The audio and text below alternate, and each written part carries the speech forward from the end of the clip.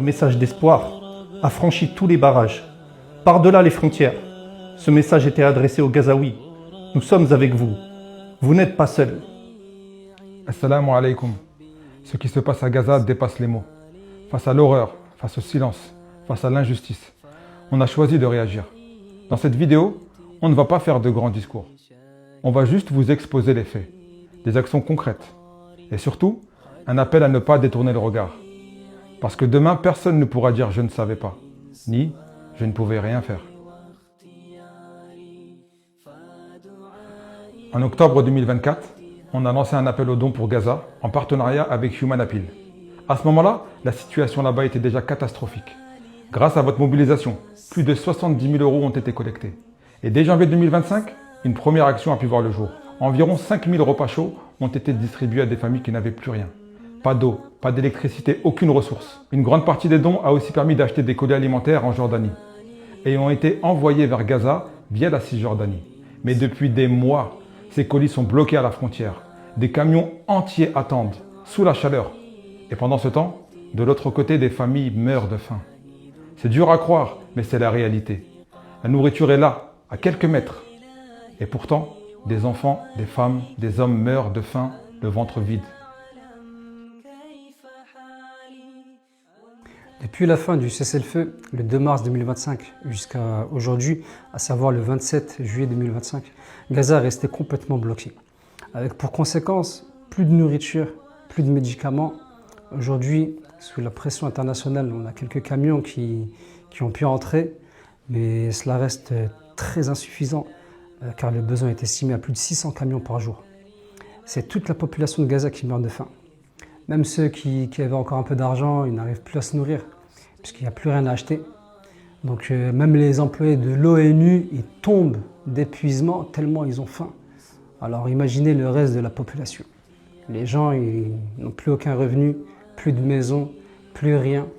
Et on a plus de 2 millions de personnes dans cette situation, entassées dans à peine 12% du territoire, à cause des déplacements forcés à répétition. Dans le même temps, chaque jour, des dizaines de Gazaouis meurent sous les balles en essayant juste de récupérer un peu de nourriture. Le 13 juillet dernier, c'est-à-dire il y a à peine 2 semaines, l'ONU a confirmé qu'au moins 875 Palestiniens ont été tués en se rendant à ces pseudo-distributions. Donc cela a pour conséquence que beaucoup de Gazaouis n'osent plus s'y rendre par peur de se faire tuer et de laisser derrière eux leur famille, seuls, sans rien.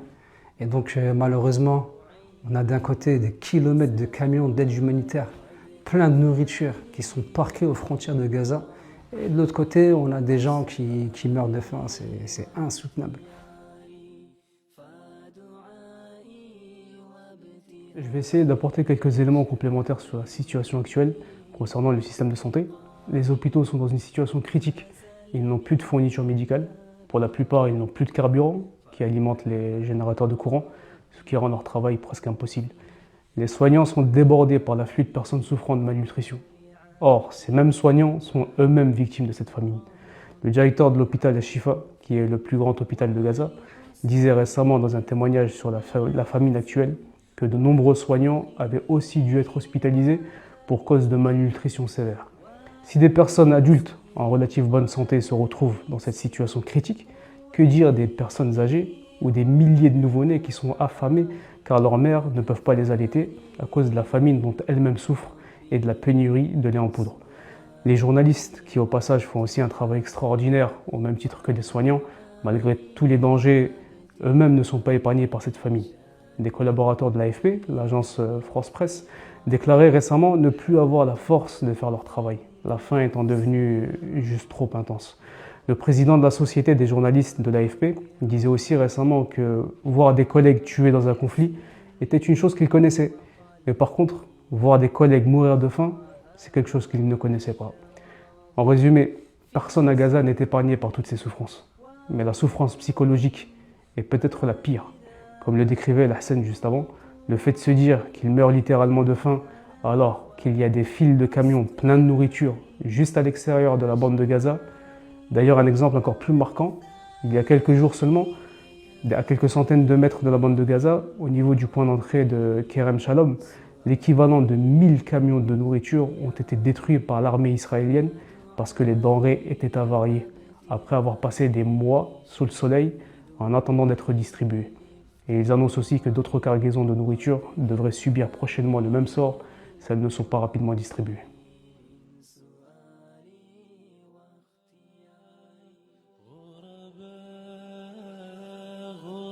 C'est la question que des millions d'humanistes se posent chaque jour, partout dans le monde. En 2025, certains ont choisi de ne plus rester spectateurs et de répondre par des actes. Certains ont pris l'avion. En juin dernier, des délégations venues de plus de 50 pays ont rejoint l'Égypte pour participer à la marche mondiale vers Gaza. Des hommes et des femmes de tous horizons, de toutes confessions, ont tenté de rallier à pied la frontière de Rafah. Ils ont été interceptés, le plus souvent expulsés depuis le Caire. Mais cela ne les a ni découragés, ni résignés. N'ayant pu rallier Gaza, dès leur retour, ils marchaient vers Bruxelles pour protester devant le Parlement européen. D'autres ont pris la route. Depuis Tunis, une caravane de solidarité baptisée As-Soumoud, la persévérance, s'est mise en route.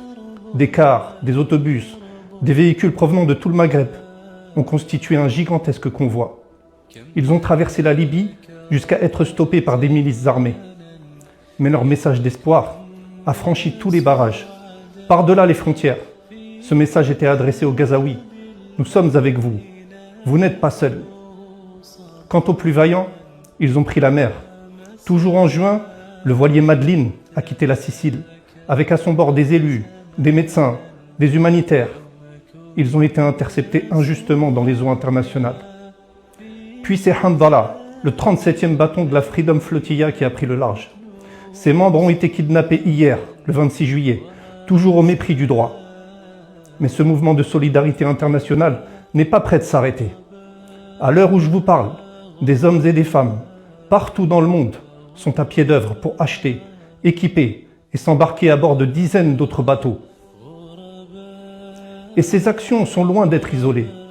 Elles sont plutôt le fruit d'une coordination mondiale sans précédent. Retenez ces noms: Global March to Gaza, la caravane Soumoud ou Freedom Flotilla. Par voie terrestre, aérienne et maritime, dans un même objectif, la justice. Quant à nous ici, que peut-on faire? D'abord, tenter de participer à toutes ces actions pacifiques, les soutenir par tous les moyens, en parler autour de nous sans relâche, faire de Gaza et de la Cisjordanie le sujet central, soutenir les ONG, relayer les appels, s'informer auprès de médias indépendants, dénoncer les crimes, rompre le silence, chaque fois, partout. Parce que malheureusement, et je le dis avec une pointe de tristesse, du Caire au Parlement européen, j'ai vu une chose: notre absence. Nous, musulmans, nous sommes trop souvent absents de ces luttes citoyennes et pacifiques. Au lieu d'être en première ligne, nous restons trop souvent en retrait, à débattre. Doit-on boycotter? Peut-on manifester? Y a-t-il consensus entre les savants? Mais la vraie question, elle est ailleurs. La vraie question, c'est toi, demain, seul, face à Allah et à ses opprimés. Toi qui as vu ces enfants décharnés par la faim. Toi qui as vu ces mères veiller leurs blessés et pleurer leurs proches le lendemain. Toi qui as vu ce père abattu, simplement pour avoir voulu nourrir les siens. Toi qui as vu ces humanitaires ne plus rien avoir à donner à leurs prochains. Toi maintenant qui as le ventre plein. Que diras-tu? Que répondras-tu? Pourquoi n'as-tu pas agi alors que tu le pouvais? Pourquoi n'as-tu rien dit alors que tu le devais?